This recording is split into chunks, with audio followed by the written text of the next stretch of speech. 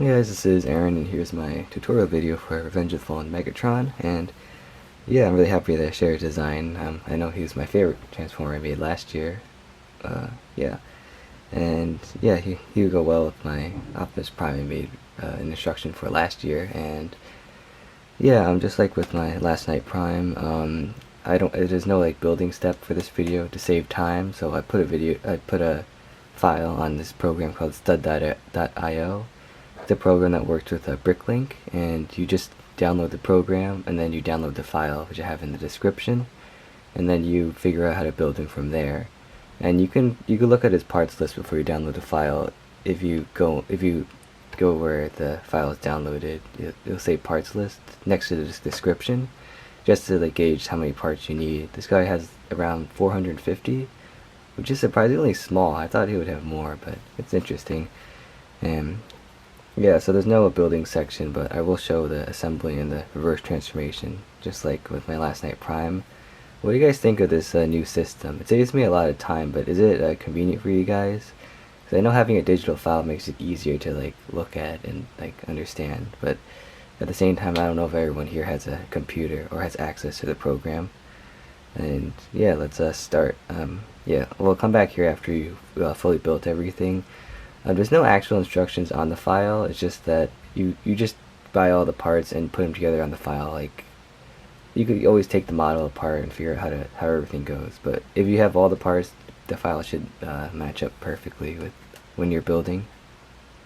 Alright, assembly should be pretty straightforward. This should be similar to what is on stud.io.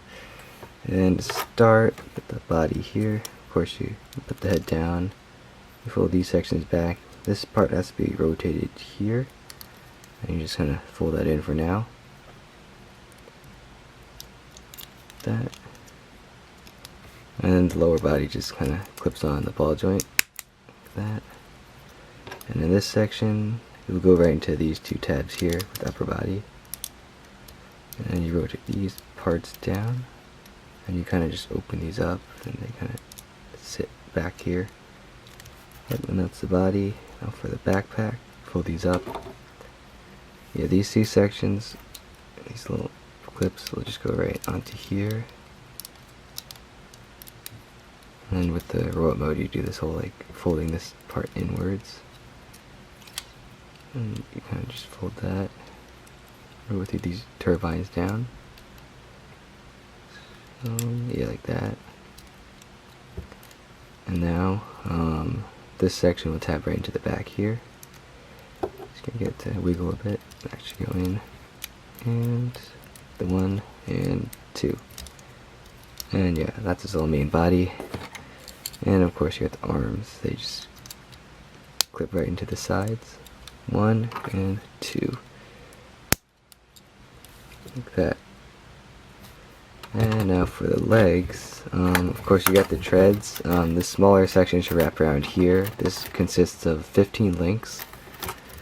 And how you should have it is you should have these little like bushings kind of like midway through the axle, so it gives enough room for this part to wrap around. Like that, and it should roll pretty freely.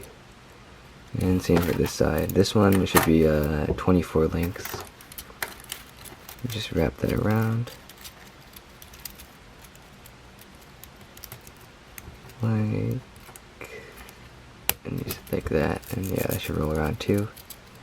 And now you just fold the section down, you move this over here, and then you close this section. You close it up and rotate this back. There's one, and of course I did the same thing with the other one. You know how to wrap these around. And you rotate this, like that, and then you fold this down. And now for the upper legs, you fold this up, you fold this up like that, and this just folds right in. And the ball joint you see here will tab right into there.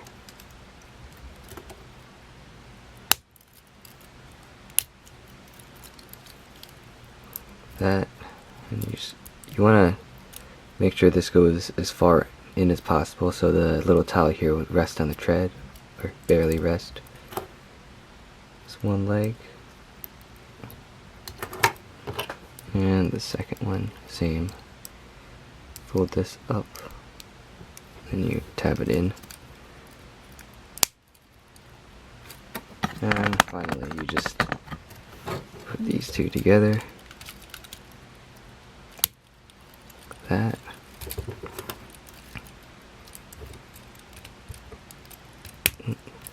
And like that. And you just stand him up. And yeah, there is Megatron in his robot mode. It's a pretty easy assembly. And of course I forgot, but you could always extend this blade here. I never showed it in my actual video, like in person, because I kind of accidentally deleted that footage. But yeah, that's a very cool gimmick.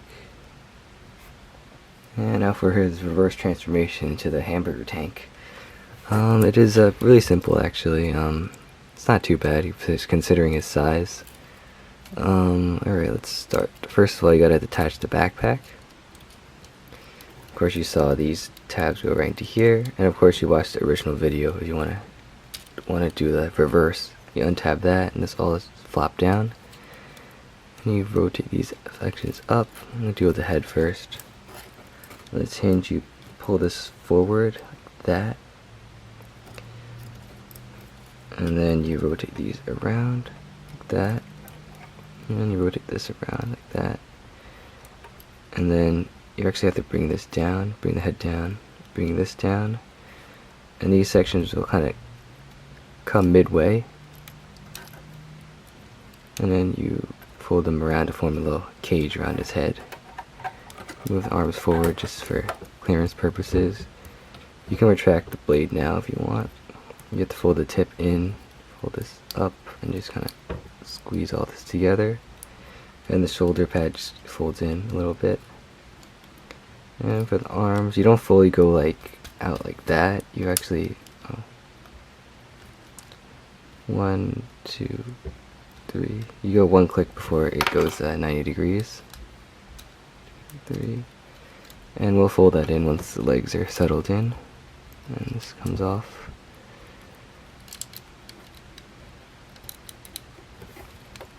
And now coming to the bottom, you gotta rotate these little panels away because the torso would need to rotate like that. You fold the whole stuff up here like this, and then the torso you just rotate 180 that. And then alright, coming over here, okay. There's like clearance issues. I still haven't found the right way to do this, but you want to rotate. No, yeah, this comes off sometimes. You want to fold this section. Okay, never mind. You gotta straighten this section like this, and then you rotate this inwards. And as you can see, the little tile here will just barely clear where the treads are. And then coming over here, you just fold this up, you rotate this panel around, and then you fold the tread in, and that should be flush. And now coming here, you gotta take this side thing, fold that down, and then you rotate this, fold this up, you rotate this section over here. Actually, you rotate like over here, and then you rotate this down like that. And then taking the second ball joint here, you rotate this, and you kind of fold in like that. It should sit flush like that. This wing section will fold over. The square indent, the little indent left by the brackets will kind of line up with this square here. And you fold the little wing down. And then you fold this. You gotta fold this down for now. You rotate that. So that's flush. And coming over here, you want to just squeeze these two panels together, and then these two arms you squeeze in there, and then you fold that up like this, and then coming for the bottom to keep all this in place, this section right here, this little tab will go into the middle circle right here. This middle one should go right into here, and That should be a perfect fit. And there's one side of treads done. Like that. And then for the other tread. And of course, when you fold the little legs in, the tab, the bracket should fit perfectly in here. And this side, same thing. You want to fold this up. You gotta straighten all this out. And then you fold this in. And then open this panel, fold this section around. That. Yeah, the section should sit flush. And then you fold this up. And then you fold this section down. You fold it all the way down for clearance. You shift this over. Rotate this, fold it up. I know I'm doing it in a little different order. You fold this around like that, and then you rotate this around. Yeah, there are many ways to do this, but you'll get the hang of it if you have it in person. And this section will fold over the